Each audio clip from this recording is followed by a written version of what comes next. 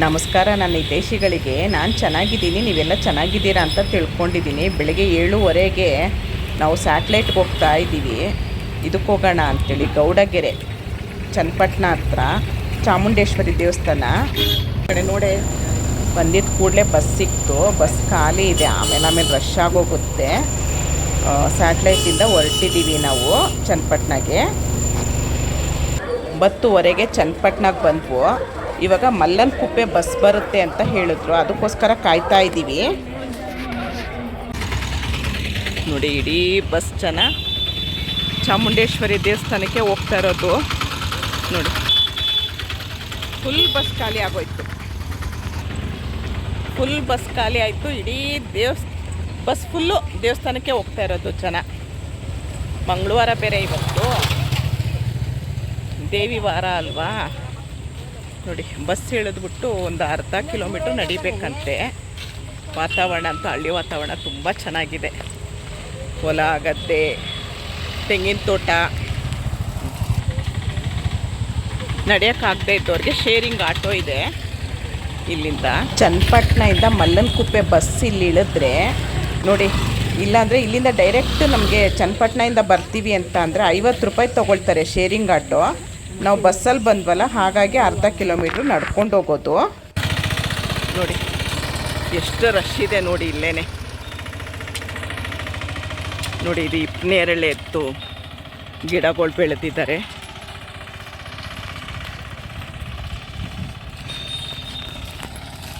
ನೋಡಿ, ಟೋಪಿ ತೊಗೊಂಡಿದ್ದೆ ಎಷ್ಟು ಉಪಯೋಗ ಆಯಿತು ಅಲ್ವಾ.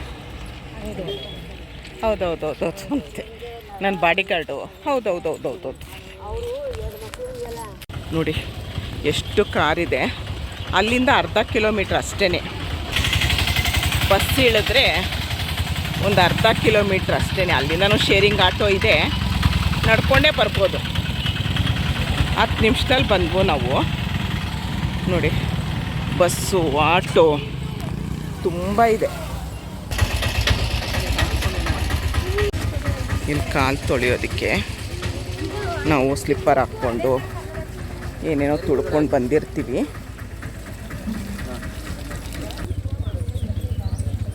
ಅದಕ್ಕೆ ನಮ್ಮದು ವಿಘ್ನ ವಿನಾಯಕನಿಗೆ ನಮಸ್ಕಾರ ಮಾಡ್ಕೊಳ್ಳೋಣ. ಹರಕೆ ಕಾಯಿಗಳು ನೋಡಿ, ಪಾಪ ನೋಡೋಕ್ಕೆ 2 ಕಣ್ಣು ಸಾಲದು ಅಷ್ಟಿದೆ ನೋಡಿ ಸುತ್ತಮುತ್ತ.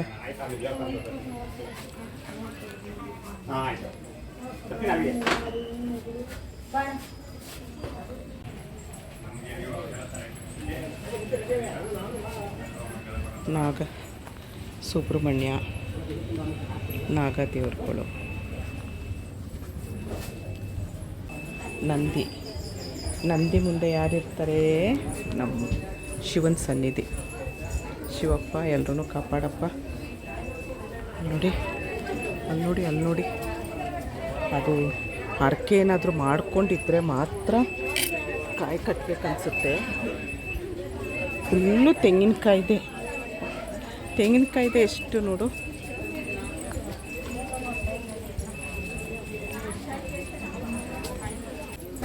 ಇದ್ರದ್ದು ದೇವಸ್ಥಾನದ ಬಗ್ಗೆ ಏನಾದರೂ ಹೇಳ್ತಾರಾ ನೋಡೋಣ. ನೋಡಿ,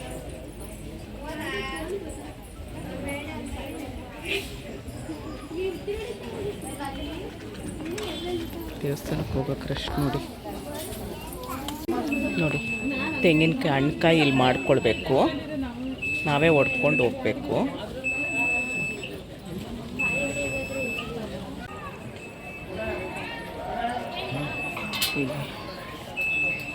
ದೇವಸ್ಥಾನದೊಳಗಡೆ ವಿಡಿಯೋ ಮಾಡೋ ಹಾಕಿಲ್ಲ. ಸೇಮ್ ಇದೇ ಥರ ವಿಗ್ರಹ ಇದೆ ಒಳಗಡೆ, ತುಂಬ ಚೆನ್ನಾಗಿದೆ. ನಿಧಾನಪ್ಪ, ಇಲ್ಲಿ ಇದು ಬಿಸಿಲು.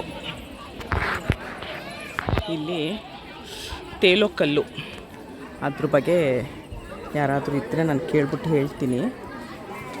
ಅದಕ್ಕೂ ರಶ್ ಇದೆ. ಬಿಸಿಲಿಗೆ ಬೇವು ನೋಡಿ. ಇದು ಬಸವಣ್ಣ 2 ವರ್ಷ ಆಯಿತು. ಇವಾಗ ಅದು ಬೇರೆ ಇದೆಯಂತೆ, ಒಳಗೆ ತೋರಿಸ್ತೀನಿ. ಅಲ್ಲಿ ಬಸಪ್ಪನ ಸನ್ನಿಧಿ ಅಂತಿದೆ. ನಮಸ್ಕಾರ ಸರ್. ನಾನು ಚಾಮುಂಡಮ್ಮನ ನೋಡೋಕ್ಕಂತ ಬಂದೆ. ಅದ್ರ ಇತಿಹಾಸದ ಬಗ್ಗೆ ಎರಡು ಮಾತಾಡ್ತೀರಾ? ತಾಯಿ ಮಹಿಮೆ ಏನಂತಂದ್ರೆ ಇಲ್ಲಿ ಸೇರೋ ಜನ ನೋಡಿದ್ರೆ ಗೊತ್ತಾಗುತ್ತೆ. ಮತ್ತೆ ತುಂಬಾ ವಿಶೇಷ ಅಂದ್ರೆ ತೆಂಗಿನಕಾಯಿದು ಅನ್ನದಾಸೋಹ ಅಂದ್ರೆ 24 ಗಂಟೆ ಅನ್ನದಾಸೋಹ ನಡೆಯುವಂಥದ್ದು. ಯಾವ ಕ್ಷೇತ್ರದಲ್ಲಿ ನೋಡಿದ್ರು ಕೂಡ 24 ಗಂಟೆ ಇಲ್ಲಿ ಇರೋದಿಲ್ಲ. ಎಲ್ಲದಕ್ಕೂ ಒಂದು ಟೈಮ್ ಇರುತ್ತೆ. ಇಲ್ಲಿಂದ ಇಷ್ಟು ವರ್ಷ ತಿಂಡಿ ಇರುತ್ತೆ, ಮಧ್ಯಾಹ್ನ ಎಷ್ಟು ಟೈಮ್ ಸರಿ ಊಟ ಇರುತ್ತೆ. ಆದರೆ ಈ ಕ್ಷೇತ್ರದಲ್ಲಿ ಯಾವ ಥರ ಅಂದರೆ 24 ಗಂಟೆ ಕೂಡ ನಡೆಯುವಂಥದ್ದು. ಬೆಳಗ್ಗೆ 6 ಗಂಟೆಯಿಂದ ಸ್ಟಾರ್ಟ್ ಆದರೆ ರಾತ್ರಿ 8 ಗಂಟೆ, ಬೆಳಗಿನ 4 ಗಂಟೆ, ಎನಿ ಟೈಮ್ ಯಾವಾಗ ಭಕ್ತರು ಬಂದರೂ ಕೂಡ ಊಟ ಸಿಗುತ್ತೆ. ಮತ್ತು ತಾಯಿ ಮಹಿಮೆ ಅಂತಂದರೆ ಇಲ್ಲಿ ತೆಂಗಿನಕಾಯಿ ಕಟ್ಟಿರುವಂಥ ಜನಗಳು ಅಮ್ಮನವ್ರ ಹತ್ರ ಒಂದು ಸಂಕಲ್ಪವನ್ನು ಮಾಡಿಕೊಂಡು 7 ವಾರ ಬಂದು 7 ತೆಂಗಿನಕಾಯಿ ಕಟ್ಟಿದ್ರೆ ಅಮ್ಮನವ್ರ ಹತ್ರ ಅವ್ರೇನು ಸಂಕಲ್ಪ ಇಟ್ಕೊಂಡಿರ್ತಾರಲ್ಲ ಆ ಕೆಲಸ ಈಡೇರಿಕೆ ಆಗುತ್ತೆ ಅನ್ನೋದು ಇಲ್ಲಿ ತುಂಬ ವಿಶೇಷತೆ. ಬಸಪ್ಪನವ್ರ ವಿಶೇಷ ಆಗ್ಬೋದು, ಅಮ್ಮನವ್ರ ವಿಶೇಷತೆ ಆಗ್ಬೋದು. ಮತ್ತು ಪ್ರತಿ ಭಾನುವಾರ ಬಂದು ಇಲ್ಲಿ ಬಸಪ್ಪನವರ ಗದಿಗೆ ಇದೆಯಲ್ಲ, ಗದಿಗೆ ಕೆಳಗಡೆ ಆ ಬಸಪ್ಪನವರ ಸ್ಟ್ಯಾಚ್ಯೂ ಏನಿದೆ ಆ ಸ್ಟ್ಯಾಚ್ಯೂ ಕೆಳಗಡೆ ಭಕ್ತರನ್ನ ಕೂರಿಸಿ ಈ ಅಮ್ಮನವ್ರಿಗೆ ನಾವು ಬೆಳಗ್ಗೆ ಪಂಚಾಮೃತ ಅಭಿಷೇಕನ ಮಾಡಿರ್ತೀವಿ. ಆ ಪಂಚಾಮೃತ ಅಭಿಷೇಕದ ನೀರನ್ನು ಇಲ್ಲಿ ಬಸಪ್ಪನವ್ರ ತಲೆ ಮೇಲಿಂದ ಭಕ್ತರನ್ನ ಕೆಳಗಡೆ ಕೂರಿಸಿ ಆ ನೀರುಗಡೆ ತೀರ್ಥಸ್ನಾನ ಮಾಡಿಸೋದ್ರಿಂದ ದೇಹದಲ್ಲಿ ಯಾವ್ದಾರು ಅನಾರೋಗ್ಯ ಸಮಸ್ಯೆ ಇದ್ದರೆ ಅಥವಾ ಮನಸ್ಸಿನ ಗೊಂದಲಗಳಾಗಿರ್ಬೋದು ಮತ್ತು ಯಾವ್ದಾದ್ರು ದೋಷಗಳಾಗಿರ್ಬೋದು, ಈ ರೀತಿ ಯಾವ್ದಾದ್ರು ಸಮಸ್ಯೆ ಇದ್ರೂ ಕೂಡ ಪರಿಹಾರ ಆಗುತ್ತೆ ಅಂದರೆ ಇಲ್ಲಿ ಕ್ಷೇತ್ರ ವಿಶೇಷತೆ. ಮತ್ತು ಇನ್ನು ಬಸಪ್ಪನವರು ಪವಾಡ ಬಸವೇಶ್ವರ ನೋಡಿದ್ರೆ ಅವರು ಪ್ರತಿ ವಾರ ಅಂದರೆ ಶುಕ್ರವಾರ, ಮಂಗಳವಾರ, ಭಾನುವಾರ, ಅಮಾವಾಸ್ಯೆಯಲ್ಲಿ ಇಲ್ಲಿ ಬಂದು ಪಾದಪೂಜೆ ಮಾಡಿಸ್ಕೊಂಡು ಅಮ್ಮನವ್ರ ದರ್ಶನ ಮಾಡ್ಕೊಂಡು ಅಮ್ಮನವ್ರ ನೈವೇದ್ಯವನ್ನು ತಿಳ್ಕೊಂಡು ಹೊರಗಡೆ ಬಂದು ಮತ್ತು ಇಲ್ಲಿ ಎಲ್ಲ ಭಕ್ತರುಗಳು ಮಾಡ್ಕೊಂಡಿರ್ತಾರೆ. ಭಕ್ತರನ್ನ ದಾಟೋದ್ರ ಮುಖಾಂತರ ಆಶೀರ್ವಾದ ಮಾಡ್ತಾರೆ. ಮತ್ತು ಅವ್ರ ಮುಂದೆ ಕೂತ್ಕೊಂಡು ನೀವೇನಾದ್ರು ಇಷ್ಟ ಅಂತ ಕೇಳ್ಕೊಂಡ್ರೆ ಮಂಗಳವಾರ, ಶುಕ್ರವಾರ, ಭಾನುವಾರ ಮತ್ತು ಅವ್ರ ಮುಂದೆ ಕೂತ್ಕೊಂಡು ನೀವೇನಾದರೂ ಕೇಳ್ಕೊಂಡ್ರು ಕೂಡ ಅವರೊಂದು ಆಶೀರ್ವಾದ ಮಾಡ್ಕೊಳ್ಳೋ ಮುಖಾಂತರ ಅದು ಆಗುತ್ತೆ, ಕೆಲಸ ಆಗುತ್ತೆ ಇಲ್ಲ ಅಂತ ಆಶೀರ್ವಾದ ಮಾಡ್ತಾರೆ. ಮತ್ತು ನೀವು ದೇವಸ್ಥಾನ ಹಿಂಭಾಗದಲ್ಲಿ ರಾಮ ಸೇತುವೆ ಕಲ್ಲು ನೋಡಿದ್ದೀವಿ. ತ್ರೇತಾಯುಗದಲ್ಲಿ ರಾವಣ ಸೀತಾಮಾತೆಯನ್ನು ಅಪಹರಣ ಮಾಡಿದ ಸಂದರ್ಭದಲ್ಲಿ ರಾಮಪ್ರಭು ಮತ್ತು ಕಪಿಸೇನ ಅವ್ರನ್ನ ಕರ್ಕೊಂಬರೋದಕ್ಕೆ ಅಂತ ಆಗ ಮಧ್ಯದ ಸಮುದ್ರ ಅಡ್ಡ ಬಂದ ಮತ್ತು ಅಲ್ಲಿ ಸೇತುವೆ ನಿರ್ಮಾಣ ಮಾಡಬೇಕು. ಆ ಸಂದರ್ಭದಲ್ಲಿ ಈ ಶ್ರೀರಾಮಚಂದ್ರ ಪ್ರಭು ಮತ್ತು ಕಪಿಸೇನೆ ಏನು ಇದನ್ನು ರೆಡಿ ಮಾಡ್ತಾ ಇರ್ತಾರೆ, ಕಲ್ಲುಗಳೆಲ್ಲ ಮುಳುಗೋಗ್ತಾ ಇರುತ್ತೆ ಸಮುದ್ರದಲ್ಲಿ. ಆ ಸಂದರ್ಭದಲ್ಲಿ ಆ ಕಲ್ಲಿನ ಮೇಲೆ ಶ್ರೀರಾಮ ಶ್ರೀರಾಮ ಶ್ರೀರಾಮ ಅಂತ ಬರೆದಿರ್ತಾರಲ್ಲ, ಆ ಯಾವ ಕಲ್ಲಿನ ಮೇಲೆ ಶ್ರೀರಾಮ ಅಂತ ಬರೆದಿರ್ತಾರೋ ಆ ಕಲ್ಲು ತೇಲಕ್ಕೆ ಪ್ರಾರಂಭ ಆಗೋದು. ಆ ಕಲ್ಲನ್ನು ಅದೆಷ್ಟು ಮುಳುಗಿಸಿದ್ರು ಮುಳುಗೋದಿಲ್ಲ. ಅದು ಎಷ್ಟೇ ತೂಕ ಇದ್ರೂ ಕೂಡ ಕಲ್ಲು ಮುಳುಗಲ್ಲ. ಬೇರೆ ಸಣ್ಣ ಕಲ್ಲು ಹಾಕೋರು ಮುಳುಗೋಗುತ್ತೆ. 20 kg ಇದೆ, 20 kg ಕಲ್ಲು ಮುಳುಗೋದಿಲ್ಲ. ಅದೇ ವಿಶೇಷ. ಅದು 20 kg. ಹೌದು, ಆ ಕಲ್ಲು ಎಷ್ಟೇ ಇದು ಮಾಡಿದ್ರು ಕೂಡ ಮುಳುಗೋದಿಲ್ಲ. ವಿಶೇಷ ಮಾಡ್ತಾರೆ ಚಾಮುಂಡಮ್ಮನ ಬಗ್ಗೆ ಹೇಳೋಕೆ ಏನು ಮಾತಲ್ಲಿ ಹೇಳೋಕ್ಕಾಗಲ್ಲ, ಮಾತಾಡೋಕ್ಕಾಗಲ್ಲ. 61 ಅಡಿ ಪಂಚಲೋಹ ವಿಗ್ರಹ, ಚಿನ್ನ, ಬೆಳ್ಳಿ, ತಾಮ್ರ ಇತ್ತೆಲ್ಲ ಕೆತ್ತಿನ ಮಾಡಿದ್ರು. ಅಂದರೆ ಇಲ್ಲಿ ಅದು ಪ್ರತಿಷ್ಠಾಪನೆ ಆಗಬೇಕು ಅಂತೇಳಿ ಪ್ರಯತ್ನ ಮಾಡಿದ್ದಂತಂದರೆ ಅಘೋರಿಗಳು, ನಾಗ ಸಾಧುಗಳಿಗೂ ಇಲ್ಲಿಗೂ ತುಂಬ ಅವಿನಾಭಾವ ನಿಂತಿರುವಂಥದ್ದು. ಅವರೇ ಇಲ್ಲಿ ಈ ಥರ ಒಂದು ಪಂಚಲೋಹ ವಿಗ್ರಹ ಆಗಬೇಕು, ಅದನ್ನು 18 ಕೈಗಳಿರುವಂಥ ಚಾಮುಂಡೇಶ್ವರಿ ಇಲ್ಲಿ ಪ್ರತಿಷ್ಠಾಪನೆ ಆಗಬೇಕು ಅಂತೇಳಿ ಅವರಿಂದ ಒಂದು ಪ್ರತಿಷ್ಠಾಪನೆ ಆಗಬೇಕು. ನಾಗ ಸಾಧುಗಳು ಕೂಡ ಇಲ್ಲಿ ತಿಂಗಳಿಗೊಂದ್ಸಲ ಅದು ಬರ್ತಾನೆ ಇರ್ತಾರೆ. ಅವ್ರನ್ನ ಆಹ್ವಾನ ಮಾಡೋದಕ್ಕೆ ಏನಿಲ್ಲ, ಅವರೇ ಬರ್ತಾ ಇರ್ತಾರೆ, ತಾಯಿ ದರ್ಶನ ಮಾಡ್ತಾರೆ, ಪೂಜೆ ಸಲ್ಲಿಕೆ ಮಾಡ್ತಾರೆ, ಪ್ರಸಾದ ಮಾಡಿ ಬರ್ತಾ ಇರ್ತಾರೆ. ಅವ್ರಿಗೂ ಆ ಕ್ಷೇತ್ರಕ್ಕೂ ಕೂಡ ಅವ್ರಿಗೂ ಕೂಡ ತುಂಬ ಅವಿನಾಭಾವ ನಂಟಿರುವಂಥದ್ದು. ಎಷ್ಟು kg? 35,000 kg ಇರುವಂಥದ್ದು. 35,000 ಅಮ್ಮನವ್ರು ಮಾತ್ರ 35,000 kg. ಸಿಂಹ ಇನ್ನೂ ಕೆಲಸ ನಡೀತಾ ಇದೆ.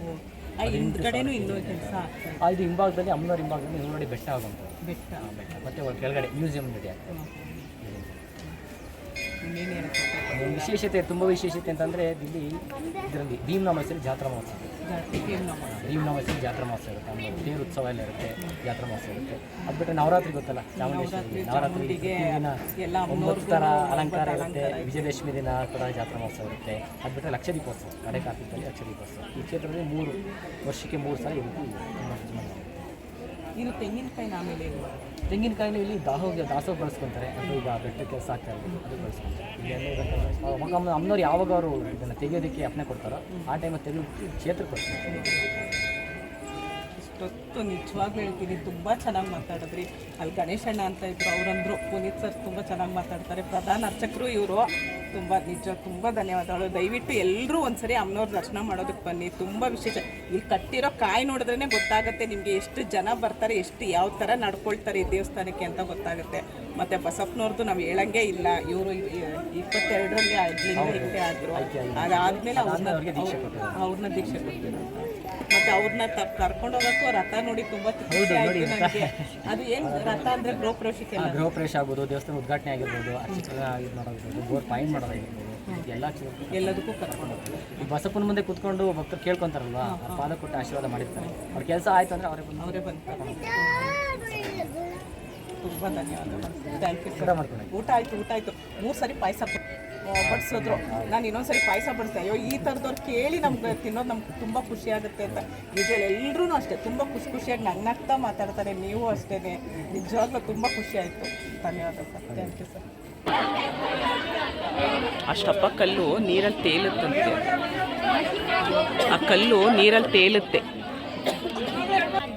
ನಾವೇನು ಅಂದ್ಕೊಂಡು ಕಾಯಿನ ಅಂಟಿಸ್ತೀವಿ, ಅಂಟುತ್ತೆ ಅಂತಾರೆ.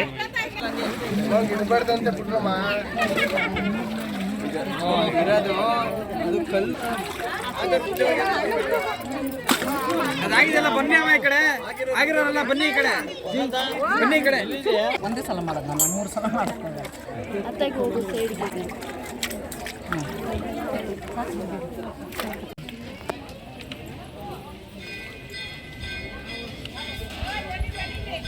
$35 kg ಟನ್ ಇದೆ ಇದು.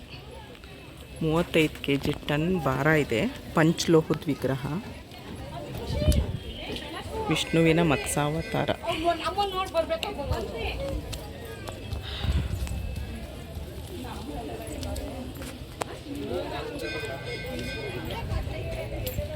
ಕೂರ್ಮಾವತಾರ, ವರಹಾಸ್ವಾಮಿ,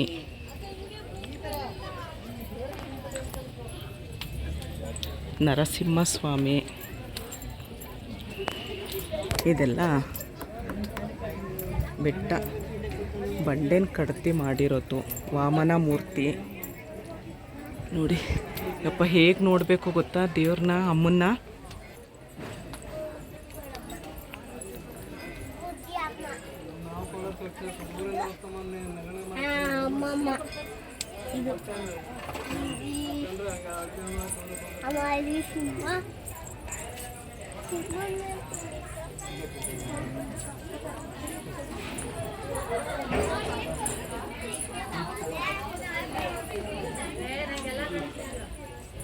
ನೋಡಿ ಪಂಚಲೋಹ, ಚಿನ್ನ, ಬೆಳ್ಳಿ, ತಾಮ್ರ, ಪಂಚಲೋಹದಿಂದ ಮಾಡಿರೋದು. ಒಂದೊಂದು ಬೆರಳು ನೋಡಿ ಅಮ್ಮಂದು.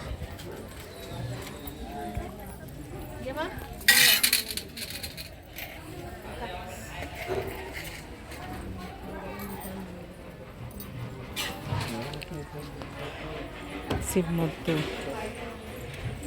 ಪಾದ ಬೆರಳು ನೋಡಿ, ನೋಡೋಕ್ಕೆ ನಿಜವಾಗ್ಲೂ 2 ಕಣ್ಣು ಸಾಲ್ತು. ಅಷ್ಟು ಚೆನ್ನಾಗಿದೆ. ತುಂಬ ಹತ್ರ ಇದೆ ದೇವಸ್ಥಾನ. ಒಂದು ಸರಿ ಬನ್ನಿ ಎಲ್ಲರೂ. 24/7 ಅನ್ನದಾನ. ನೀವು ಯಾವ ಟೈಮಿಗೆ ಬಂದರೂ ಅನ್ನ ದಾಸೋಹ ಇದೆ. ಅದೊಂದು ಈ ದೇವಸ್ಥಾನದ್ದು ತುಂಬ ವಿಶೇಷ.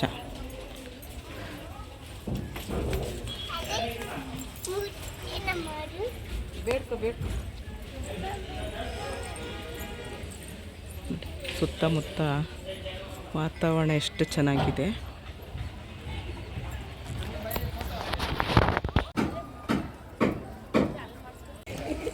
ಪರಶುರಾಮ,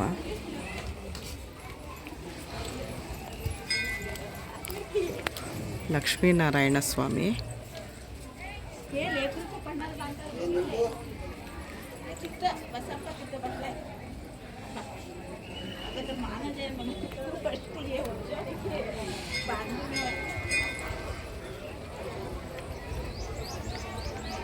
काम परमनेंट व्हावं. संतुचं आरोग्य, माझं आरोग्य, तुमचं आरोग्य, अंकितचं.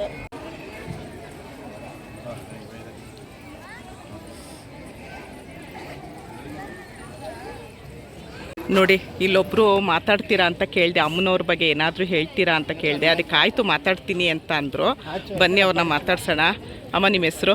ನನ್ನ ಹೆಸರು ಭಾರತಿ ಅಂತ. ಭಾರತಿಯಲ್ಲಿ ನಾವು ನಂಜನಗೂಡಿಂದ ಬಂದಿರೋದು. ಹೌದಾ? ಎಷ್ಟು ಸರಿ ಸಲ ಬಂದಿದ್ದೀವಿ. ಹೌದಾ? ನಮ್ಗೆ ತುಂಬಾ ಒಳ್ಳೇದಾಗಿದೆ. ಹಾಂ, ಆದ್ರೂ ಅವಾಗ ಬರ್ತಾ ಇರ್ತೀರಾ? ಪರವಾಗಿಲ್ಲ, ನಮ್ಗೆ ಎಲ್ಲ ನಾವು ಅನ್ಕೊಂಡಾಗೆಲ್ಲ ಏನು ಅನ್ಕೊಂಡೆ. ಹೌದು, ತುಂಬ ಯಾರು ಬಾಯಲ್ಲಿ ಕೇಳಿದ್ರು ಅಮ್ಮ ತುಂಬ ಒಳ್ಳೇದು ಮಾಡ್ತಾ ಇದ್ದಾರೆ ಅಂತ ಹೇಳ್ತಿದ್ದೆ. ಹೌದು. ನಾವು ತುಂಬಾ ಸಲ ಬಂದಿದೀವಿ, ಹೌದಾ? ಹಾಗಾಗಿ ನಾವು ಆಗಾಗ ಬರ್ತಾ ಇರ್ತೀವಿ. ಹೌದಾ? ಏನಿಲ್ಲ. ತುಂಬ ಥ್ಯಾಂಕ್ಸ್ ಅಪ್ಪ.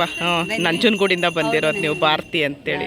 ನಿಜ ನಾವು ಫಸ್ಟ್ ಟೈಮ್ ಬಂದಿರೋದು. ಎಲ್ಲರೂ ಬಾಯಲ್ಲೂ ಹೇಳ್ತಿದ್ರು ತುಂಬ ಒಳ್ಳೆಯದು ದೇವಸ್ಥಾನ ಅಂತಿದ್ರು.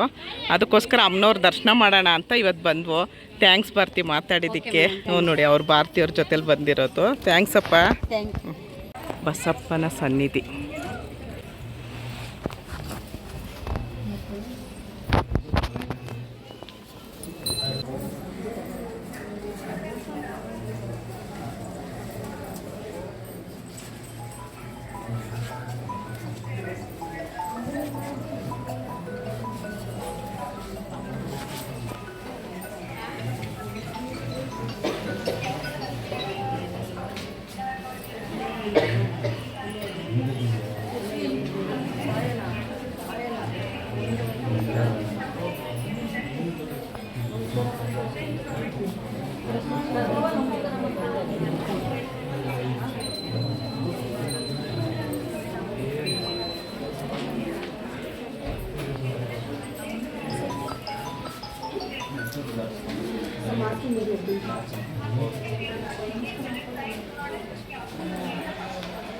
ಬಸಪ್ಪನವರು 2022ರಲ್ಲಿ ಲಿಂಗೈಕ್ಯ ಆದರು. ಇವಾಗ ಅಲ್ಲಿ ತೋರಿಸಿದ್ದು ನಾನು ಬೇರೆಯವರು. ನೋಡಿ ಜೀವಂತವಾಗಿರೋ ಥರ ಇದೆ ನೋಡಿ.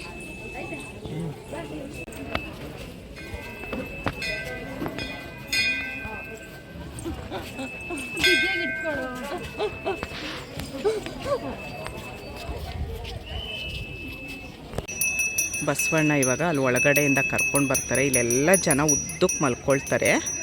ಬಸವಣ್ಣ ದಾಟ್ಕೊಂಡು ಹೋಗ್ತಾರೆ. ಇದು ಇಲ್ಲಿ ಬಸಪ್ಪನವರ ರಥ ಅಂತಿದೆಯಲ್ಲ, ಮನೆ ಗೃಹ ಪ್ರವೇಶಕ್ಕೆ ಒಂದು ಒಳ್ಳೆ ಕಾರ್ಯಕ್ಕೆ ಬಸಪ್ಪನವ್ರನ್ನ ಕರ್ಕೊಂಡು ಹೋಗ್ತಾರೆ ಮನೆಗೆ. ನೋಡಿ ಬಸಪ್ಪನ ಕರ್ಕೊಂಡು ಬಂದರು. ಬಸಪ್ಪನ ಕರ್ಕೊಂಡು ಬಂದರು ನೋಡಿ.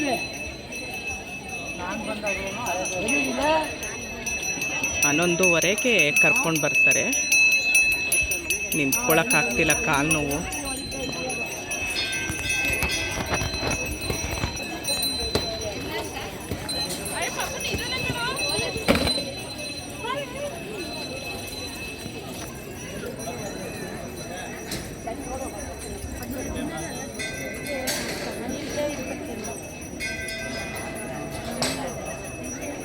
ನೋಡಿ ಅವರು ಆ ಬಸಪ್ಪ ಲಿಂಗೈಕ್ಯ ಆದ್ರಲ್ಲ, ಅದ್ರ ಮುಂದೆ ಹೋಗಿ ಪ್ರಾರ್ಥನೆ ಮಾಡಿಕೊಂಡು ಬಂದು ದಾಟಕ್ಕೆ ಶುರು ಮಾಡೋದಂತೆ.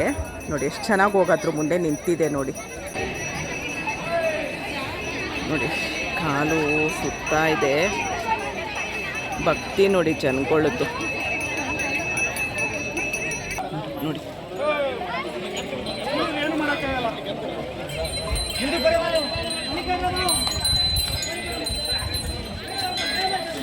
ಸ್ವಲ್ಪ ಜಾಗ ಕೊಟ್ಟೆ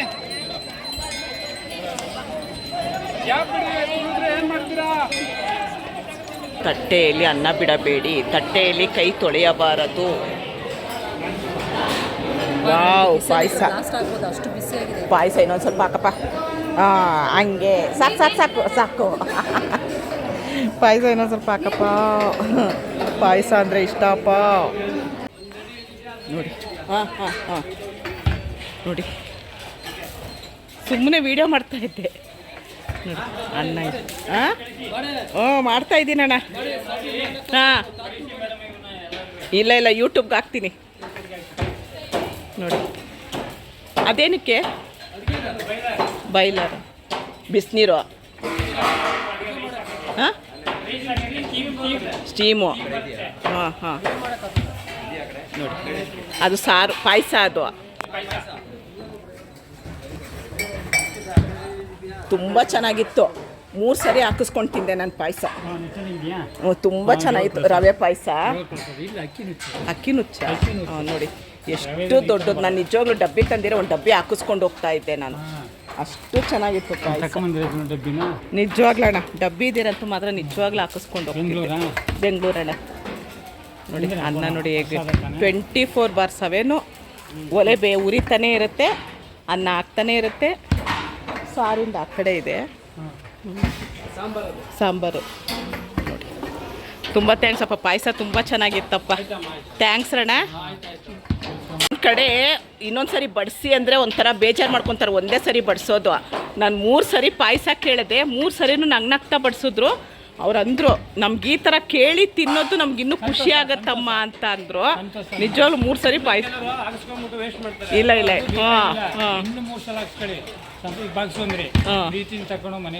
ಹೌದು ಹೌದು, ನಿಜವಾಗ್ಲೂ ಅದೇ ಹೇಳಿದ್ನಲ್ಲ, ಬಾಕ್ಸ್ ತಂದಿರಂತೂ ಗ್ಯಾರಂಟಿ ಹಾಕಿಸ್ಕೊಂಡು ಹೋಗ್ತಾ ಇದ್ದೆ. ಸರಿ, ಬರ್ತೀನಣ್ಣ. ಚನ್ನಪಟ್ಟಣದಲ್ಲಿ ಇವತ್ತು 4 ಗಂಟೆಗೆ ಅಮಿತ್ ಶಾ ಅವರು ಬರ್ತಾ ಇದ್ದಾರೆ, ರೋಡ್ ಶೋ ಇದೆ, ಹಾಗಾಗಿ ಬೇಗ ಹೋಗಬೇಕು. ನೋಡಿ ಇಲ್ಲಿ 24/7 ಅನ್ನದಾಸೋಹ ತುಂಬ ಚೆನ್ನಾಗಿತ್ತು. ಅನ್ನ ಸಾರು ಪಾಯಸ ಎಲ್ಲ ತುಂಬ ಚೆನ್ನಾಗಿತ್ತು. ಇವ್ರು ನನಗೆ ತುಂಬ ಫ್ರೆಂಡ್ ಆಗೋದ್ರು, ಗಣೇಶ್ ಅಂತ ಇವ್ರ ಹೆಸರು. ಶ್ರೀ ಚಾಮುಂಡೇಶ್ವರಿ ಬಸವಪ್ಪನವರ ಅನ್ನದಾಸೋಹ ಭವನ 24/7 ಊಟ ಇರುತ್ತೆ. ತುಂಬ ಚೆನ್ನಾಗಿತ್ತು, ಅನ್ನ ಸಾರು ಪಾಯಸ. ನೋಡಿ ಪ್ರಸಾದನೂ ಕೊಟ್ಟರು, ಪ್ರಸಾದ ತೊಗೊಳ್ಳಿಮ್ಮ ಅಂಥೇಳಿ ಪ್ರಸಾದನೂ ಕೊಟ್ಟರು. ಅಷ್ಟು ಚೆನ್ನಾಗಿ ಮಾತಾಡಿದ್ರು. ಥ್ಯಾಂಕ್ಸ್ ಅಮ್ಮ, ಎಲ್ಲ ಅಮ್ಮನ ಮಹಿಮೆ ಅಲ್ವಾ ಅಮ್ಮ. ಧನ್ಯವಾದಮ್ಮ. ಇವ್ರ ದರ್ಶನ ಎಲ್ಲ ತುಂಬ ಚೆನ್ನಾಗಾಯಿತು. ಸುಸ್ತಾಗೋಯ್ತು, ಬಾಯಾರಿಕೆ ಆಯಿತು, ಅದಕ್ಕೆ ಕಬ್ನಾಲ್ ಕುಡಿತಾ ಇದ್ದೀವಿ. ತುಂಬ ಚೆನ್ನಾಗಿ ಮಾಡಿಕೊಟ್ರು ಕಬ್ನಾಲು. ಮುಂದೆ ಇವಾಗ ಆಟೋ ಹತ್ತೋದು. ಡ್ರೈವರ್ ಪಕ್ಕ ಕೂತ್ಕೊಂಡಿದ್ದೀನಿ. ಸುಗುಣ ನನ್ನ ಹಿಂದೆ ಕೂತಿದ್ದಾಳೆ. ನಮ್ಮ ಡ್ರೈವರು ಏನಪ್ಪ ನಿನ್ನ ಹೆಸರು? ದೀಪಕ್ ಅಂತ. ನೋಡಿ ನಾನು ನನಗೆ ಆಟೋ ಕಲ್ಸಪ್ಪ. ನಾನು ಒಂದು ಆಟೋ ಹಾಕ್ಬಿಟ್ಟು ದಿನ ಬಾಡಿಗೆಗೆ ಬರ್ತೀನಿ. ಅವ್ರಿಗೆ ಚೆನ್ನಾಗಿಲ್ವಂತೆ, ಅವ್ರನ್ನೂ ಯೂಟ್ಯೂಬಲ್ಲಿ ತೋರಿಸ್ಬಿಡೋದು. ದೀಪಕ್ ಈ ಕಡೆ ನೋಡಪ್ಪ. ನೋಡಿ ಎಷ್ಟು ಚೆನ್ನಾಗಿದ್ದಾನೆ ನಮ್ಮ ದೀಪಕ್. ನಿಧಾನಕ್ಕೆ ಹೋಗಪ್ಪ, ಇನ್ನೂ ದುಡ್ಡು ಯೂಟ್ಯೂಬಿಂದ ದುಡ್ಡು ಎಣಿಸ್ಕೊಂಡಿಲ್ಲ ನಾನು.